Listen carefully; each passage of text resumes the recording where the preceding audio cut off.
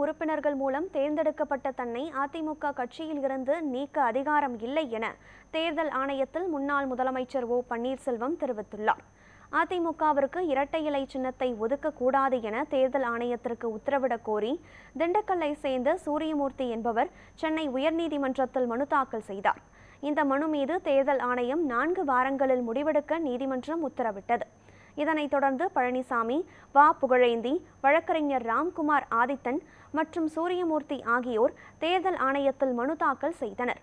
இந்த நிலையில் இரட்டை இலை விவகாரம் தொடர்பாக தேர்தல் ஆணையத்தில் ஓ பன்னீர்செல்வம் பதில் மனு தாக்கல் செய்துள்ளார். அதில் ஒருமுறை முதன்மை உறுப்பினர்கள் மூலம் தேர்ந்தெடுக்கப்பட்ட கட்சி தலைமை 5 ஆண்டிற்கு இருக்கும் என்றும், ஒரு சிறப்பு தீர்மானம் மூலம் கலைத்துவிடவோ அல்லது செல்லாது என்று முடக்கிவிடவோ முடியாது என்றும் குறிப்பிட்டுள்ளார்.